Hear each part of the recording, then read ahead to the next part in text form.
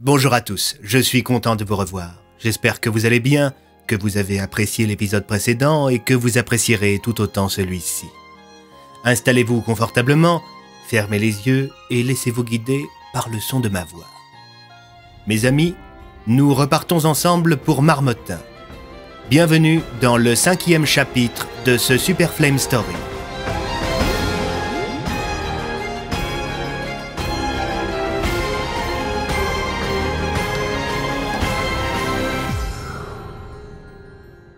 « 5 décembre.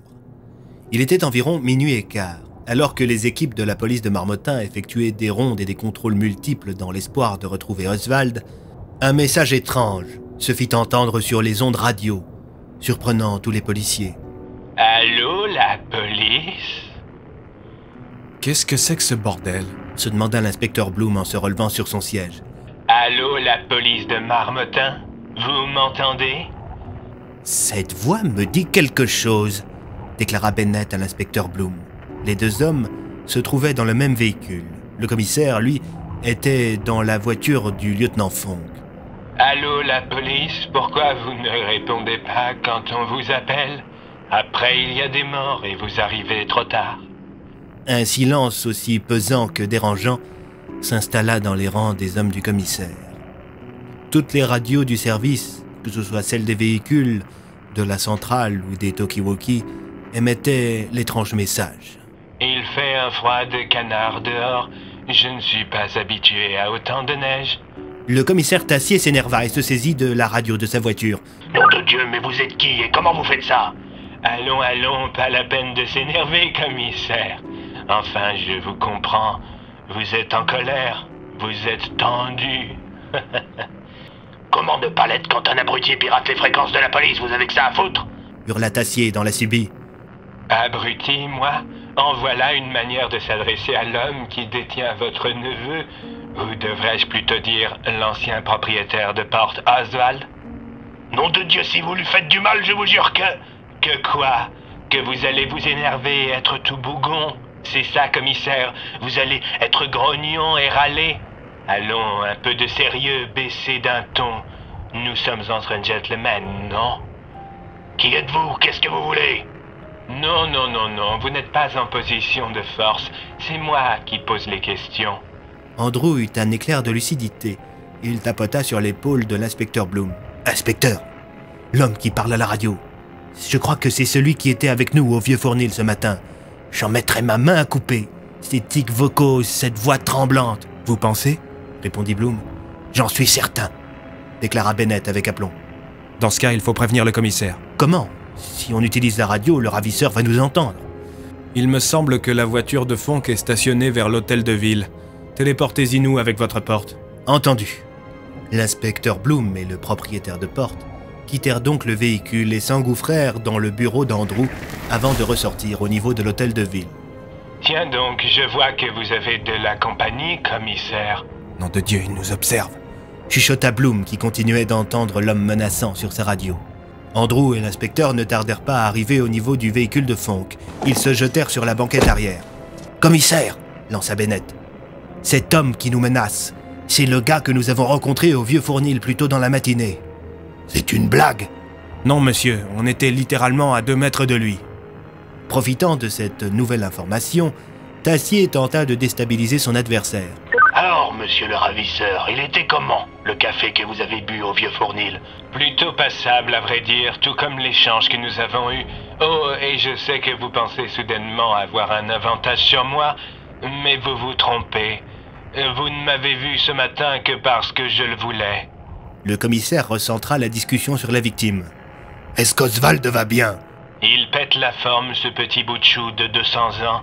Il n'y a pas à dire, la magie ça conserve. Pas vrai, monsieur Bennett? Ne répondez pas, Andrew, déclara l'inspecteur. Il ne fait que jouer la provoque. Votre fiancée, Andrew, celle qui est morte quand vous avez acquis votre porte, comment elle s'appelait déjà? Andrew serra ses poings. C'était pour lui un sujet très sensible. C'était bien ces 10 ans enfermés dans votre bureau, tout ça parce que vous n'avez pas été foutu de lire les clauses du contrat magique que vous avez signé? Heureusement que vous aviez Rico pour vous tenir compagnie. Je serais devenu fou à votre place. Comment est-ce qu'il sait tout ça? Murmura Andrew, au bord des larmes. Ça fait quoi, Andrew? De sauver un gosse d'une mort certaine, de l'élever comme son propre fils et de se rendre compte que depuis le début cet enfant était destiné à devenir un monstre. Comment cet homme peut-il aussi bien connaître mon passé? Demanda Andrew tandis que de chaudes larmes perlaient sur son visage. L'inspecteur Bloom prit une grande inspiration et s'empara à son tour de la radio. Bon, du con, t'as fini de jouer le gros mégalo avec ton monologue de merde? Tu t'es pris pour un méchant de James Bond ou quoi? Inspecteur Bloom, comment vont votre femme et vos 2 enfants? Ils pètent la forme, et toi mon salaud, comment tu vas? Bonne soirée. Sur ces paroles, l'homme cessa de répondre. Ce fut le retour du silence. Le silence glacial des nuits d'hiver typiques de Marmottin reprit ses droits. Mais bien que les voix s'étaient tues et que la détresse émotionnelle d'Andrew et Tassier était palpable, le silence céda sa place au sifflement des balles. On était en train de canarder le véhicule de Fonk. « Tout le monde se couche !» cria l'inspecteur Bloom alors qu'une balle venait de briser une des vitres du véhicule du lieutenant Fonk. Bientôt, les pneus furent crevés et toute la carrosserie parsemée de trous. Les balles sifflaient dans tous les sens. « Pitié, pitié, petit Jésus !» lança le lieutenant Fonk en embrassant la croix qu'il portait toujours autour du cou. En entendant les coups de feu, les hommes de la division Plume d'Argent qui stationnaient vers le commissariat débarquèrent sur place avec des blindés. Ici, équipe Sentinelle 25, détachement marmottanais. Sommes en train d'intervenir sur le secteur de la mairie. À vous. Bien reçu, DPA 25. Motif de l'intervention? Détonations multiples laissant présager des coups de feu. Bien reçu, Sentinelle. En cas de menace magique ou acte terroriste, vous êtes autorisé à faire un usage létal de la force. On le sait. Mission validée par la direction. Bonne intervention. Merci. Quand les 2 blindés du colonel Hartman arrivèrent sur place, ils se placèrent dans la trajectoire des tirs qui étaient en train de transformer la voiture de Fonk en gruyère. Bientôt, les balles se mirent à ricocher contre les imposants véhicules de la DPA. Les coups de feu cessèrent. Yupvik sauta hors d'un véhicule en tenue de combat. « Allez les gars, on a des hommes à extraire du véhicule. Powell, tu nous couvres. »« À vos ordres, monsieur !» « Yupvik, tu t'en sors ?» demanda Hartman par radio. « Oui, mon colonel, tout va comme sur des roulettes qui roulent. » Comme les véhicules étaient dans une trajectoire idéale pour protéger la voiture de police, les hommes de la DPA purent intervenir sans grande difficulté. Ils parvinrent, en l'espace de quelques secondes, à faire sortir l'inspecteur Bloom, Bennett, Tassier et Fonk de la voiture de police avant de les placer dans un véhicule blindé. Il s'en fallut de peu. À peine les blindés quittaient-ils la place de la mairie que la voiture de Fonk, dont le réservoir était percé, explosa, embrasant au passage l'immense sapin de Noël qui trônait si fièrement devant la mairie, forçant les pompiers de Marmottin à intervenir à leur tour. « Bon Dieu, Hartman, on vous doit une sacrée chandelle !» s'exclama Tassier. « Un plaisir, commissaire. Tout le monde va bien ?» demanda le colonel tandis que Yupvik faisait son rapport par radio. Ici Sentinelle 25, détachement Marmottin. Intervention terminée, pas de victimes à déplorer. Entendu, bonne soirée, Sentinelle. Merci, Centrale. Vous aussi, vous avez entendu les messages radio demanda Bennett au colonel. Quel message? Un homme a réussi à pirater la fréquence de la police. C'est probablement lui qui nous tirait dessus, expliqua Bloom.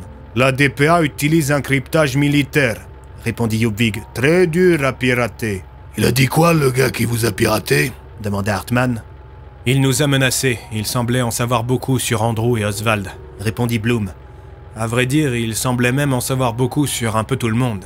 Vous nous ramenez au commissariat? Demanda Tassier. Oui, c'est le secteur que nous maîtrisons le mieux, point de vue sécurité, répondit Hartman. Andrew affichait un regard à la fois triste et inquiet. L'homme à l'étrange porte n'en revenait toujours pas que le pirate connaisse autant d'informations sensibles. Non seulement sur Tassier et Bloom, mais aussi et surtout sur Oswald, et pire encore, sur lui-même.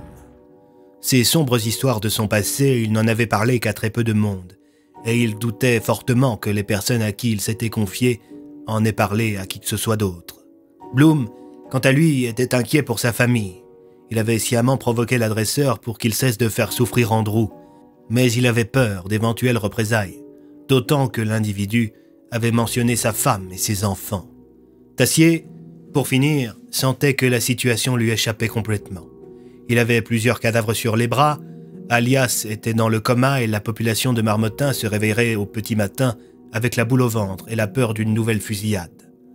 Autant quelques cadavres en périphérie de la ville, c'était relativement gérable pour la police, autant une fusillade au beau milieu de la place de la mairie, ça allait faire grand bruit. La Gazette de Marmottin allait s'en donner à cœur joie. Durant la nuit, beaucoup d'événements s'enchaînèrent. De multiples mesures furent prises. Un blindé de la DPA alla récupérer monsieur le maire et une réunion se tenait dans le bureau du commissaire Tassier. « Ces événements sont inacceptables », déclara Fabrice Pavier. « Nous devons, quoi qu'il en coûte, sécuriser au maximum Marmottin. Dans quelques heures, le village va se réveiller dans l'angoisse. Une fusillade, une voiture de police qui explose sur la place de la mairie, 3 de nos policiers qui ont failli y passer, c'est vraiment beaucoup en une seule soirée. » « J'entends ce que vous dites, monsieur le maire, » déclara Tassier. « Pour l'heure, j'ai fait réveiller l'intégralité de mes hommes et j'ai même demandé aux réservistes de rappliquer au poste.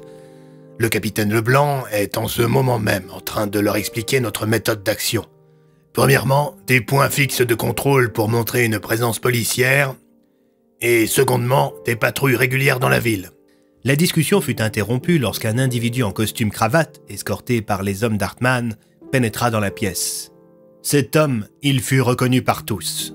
C'était Phileas, le numéro 2 de la DPA. « Phileas, mais qu'est-ce que vous faites ici? Comment avez-vous débarqué aussi vite ?» demanda le maire. « J'étais déjà là. Je loge à l'hôtel Marie-Jeanne depuis quelques jours. Je devais m'entretenir avec DPA 001, mais étant donné son hospitalisation, c'est compromis. Puis-je prendre une chaise ?»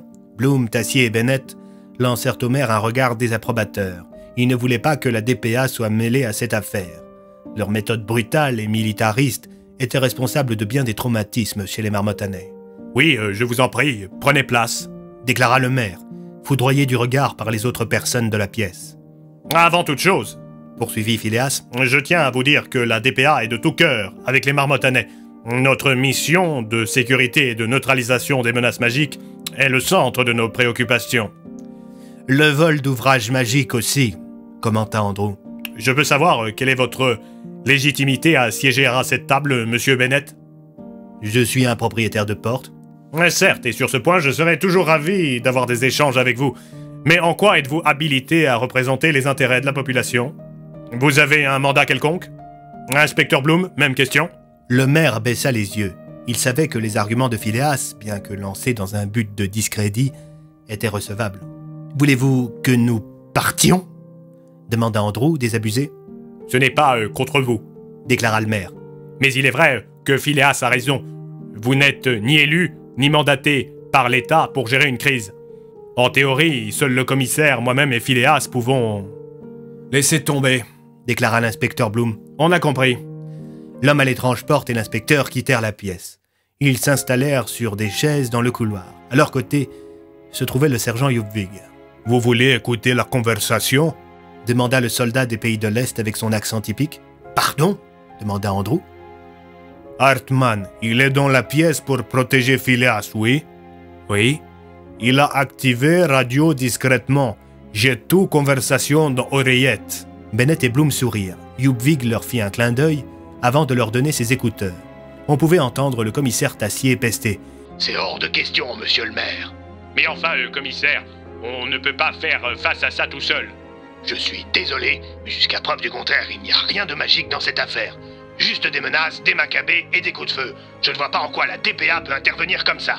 Marmottin est classé secteur à risque, déclara Phileas. Ce n'est pas pour rien que le détachement Sentinelle est présent sur place en permanence. Alias désapprouverait un nouveau protocole Centurion. Vous profitez de son état pour imposer vos conditions. Monsieur le maire, si on réactive le protocole Centurion sur Marmottin, ce sera la paranoïa généralisée. C'est beaucoup trop contraignant et liberticide. Bon, écoutez, messieurs, j'ai besoin de réfléchir. Pour l'heure, je dois dire que chacun de vous a de bons arguments.